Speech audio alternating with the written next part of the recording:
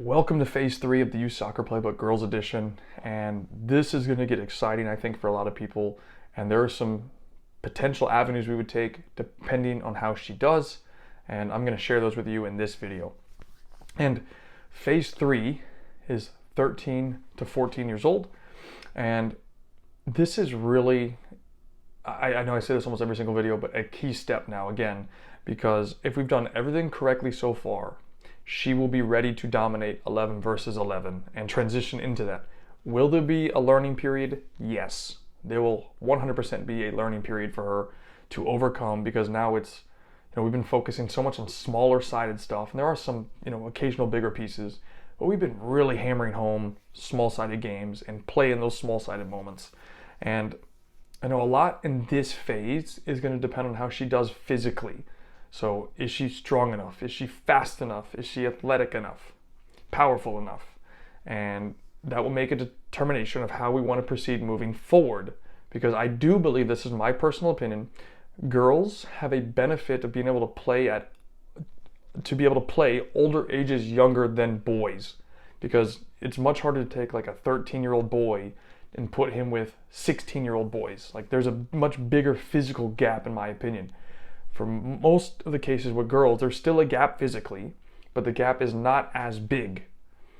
So if that's the case, and what I'm saying holds true with my daughter, and she can hang physically, we're really going to push her to play up. And there's two ways that we can do that. We can look to enter her into an adult level competition, because if she's strong enough, physically powerful enough, fast enough, or whatever combination of those that we need, then she could handle and play with adults from a girl's perspective. We can put her with women's adult, and I think that would be great for her. So for example, some leagues like that are UPSL women's, there's USL women's, there's NWSL, which I know is the pro version, but if she's good enough, we can do that. Because there's the one girl, I think her name was Melanie, who was able to go play as a professional woman player at 15 years old. Now, I'm willing to bet you she didn't just one day show up and they said, hey, you're going to play tomorrow and you're going to sign a professional contract. She probably trained 3 to 6 months with the first team or with an adult group before she even got that opportunity at a minimum. So those are things that are important for us, because context is important. If we're going to be able to do that, and she has the physical, the skills, the mental, and all those capabilities, it's possible, completely possible she could do that. The other side would be, if she's not ready for that level, and that's possible as well, she might not be, and that is okay if she's not ready for it. Then we would look at putting her to play again, depending on if she can handle the boys, maybe 1 more year or 2 years with boys. If we feel like she's ready for the change, we'll push her back with girls, but have her play at least 2 years up, a minimum 2 years up. I just need to make sure that's clear. I'm really thinking 3 or 4, because if she's a 14-year-old, she could play U18, because that's like high school. That's what it is. You'd be entering high school, probably your first year, freshman, and you'd be playing against seniors. Again, here's the thing. I coached girls soccer in high school, so you could see the freshmen versus the seniors. There was not a big physical difference, and that's why I'm saying that this is possible. And it just depends on how my daughter develops physically. If she develops well, then we can make that transition quicker to the adult game, which is our long-term play. Okay, now I do want to hit on the objectives, because I kind of skipped this part so far because I wanted to bring that piece to you. So let's talk about it. Okay, so the objectives with this, obviously, first one would be to develop the concepts of 11v11 play with strong other players. Like, this is now like starting the really make or break phase. This is like pre-make or break. And she needs to be able to deal with these things on a consistent basis. And that's why I keep talking about, can she go play with adult women? Does she need to go play U17, U18? Does she need to play another year of boys? It's what avenue do we take? Do we take option C, option B, option A? I prefer, if possible, go option A. My second option would probably be C, and the third option would be B. So professional, boys, girls. Do I know what the answer is right in a second? No, it would just depend on her physical abilities, because I'm assuming she's going to be technically very good, and the mental capacity. Can she handle the pressure of going to play with adult women? Or does she need to go play U17, U18 women? Or does she need to play another year with boys? We'll make that decision when we get there, and it all depends on that one variable. Okay, at this phase, she's going to do hopefully a lot of tactical variation training. So this would be like if the team sets up in 4-2-3-1, so 4 defenders, 2 defensive pivots, 3 attacking players, and a number 9. On paper, they're going to be doing things like transition to a 3-2-2-3 example. So that means in the build-up phase or the progression phase or even the kill phase, they're not on paper 4-2-3-1, they're now 3-2-2-3. So they've changed the system for their attack. And then on the flip side, defending, maybe it's a 4-4-2. And I'm just trying to highlight what this would look like from a tactical variation standpoint. And really it's all about trying to increase the tempo and the speed of play. Like now that we're trying to really get her into that next phase, speed of play, tempo, rapid, quick, 2-touch, control bang. Are there moments to dribble? Yes, there are moments to play 1v1. There's moments to dribble, to break lines in the dribble, but you need to focus, and we want her to focus on the tempo of the game, because the higher levels that you go, the faster the game is played, and it's touch bang, touch bang, touch bang. So that's very important. We would also start position specific training, and this would be like, okay, if she plays number 9, we're going to start working on the runs, the movements, the finishing, anything related to that position that we need her to excel at.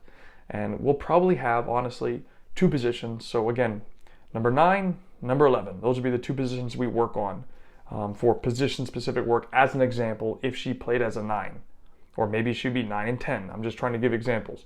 If she's a defender, so let's say she's a number 4, so a right center back, we could also have her work at the right back position, or maybe a defensive midfielder. Again, position-specific work.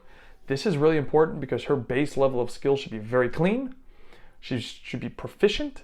And now it's like, okay, can we start building her ability to manage the game based on her position, aka position-specific work, highlight those strengths, and work on those weaknesses. Now, the next one would be, like I kind of mentioned earlier, highly competitive games. And that's why we have to evaluate what route do we want to take. And again, it will depend on her. Do we go the adult women? Do we go U17, U18 women? Do we go boys? And we have to make that decision as a group based on how she is developing. Is she physically ready to handle adult women? Is she physically ready to handle seniors in high school? Is she physically ready? It's one of the three options. Is it a better fit to go with boys one more year? Because it might be that we have her play boys for the U15 season, for example, because she'd be 14. And then after that, we transition her to go to adult women. And that would be our phase 4, but we'll get to that shortly, okay? Like I said, minimum, that's why we're considering these 3 options, the ability to play at least 2 years up. Now, this is important for me that I need you guys to understand, because this is where you're going to see like how bad does your daughter, and my daughter in particular, want to make it. And here's why. This is a journey that is going to have a bunch of ups and downs. Like literally it's a process. And you as a player, and you have to help your player understand this, you have to love the journey, because the journey's hard. It's not fun. If you look at anybody that's successful in life, they have to go through a lot of miserable moments. They have to suffer a lot to get this small little inch of success. And that's what she's going to have to understand and go through. And again, in this phase, maybe slightly before, maybe slightly after, but I would say this is probably the key target range where they're going to have puberty and those physical changes. So like my daughter, she may be tall, she might be small, she might be fast, she might be slow. We don't know how she's going to be. I'm assuming she'll be a decent height because I'm 5'9", so she should get some height from me. And my family heritage, at least on my dad's side, is taller. Like my dad is 6'4", my brother's 6'3", my uncle's 6'1". Somehow I got the short end of the stick, but I think you get the point. Now, before I continue, I would like to ask you for a favor. If you could please share this Youth Soccer Playbook, Boys Edition or Girls Edition, with somebody that you feel would benefit from this. It doesn't cost anything, and it helps me help more people that are struggling to go through this process. And I made all this content free to help you, your friends, make better decisions. So I would greatly appreciate if you could share this with somebody. And as always, I'm rooting for you and I'm here to help. Okay? Now, hopefully, back to the topic at hand with phase 3, we don't know how she's going to be physically. So we have to play with the cards that are dealt, and we have to adapt, we have to evolve, and we have to grow with it. And that's all part of the process. That's why I can't tell you specifically what we would do, but those are things that we'd have to evaluate and consider. And how does she feel? And we would have to make the decision based on how she is doing and how she is progressing. And ultimately, like I said, my goal would be to get her to play with adult women, because my opinion, it's easier for a woman to go play adults quicker, younger, and two, they can hang physically because, like I've said before, there's not as much of a physical difference compared to like a boy and a man. So just keep that in the back of your mind. That pretty much summarizes phase 3, and always, I will bring you phase 4 momentarily. I will see you guys in the next video, and let's get to work. Youth Soccer Playbook, Girls Edition, phase 3 complete.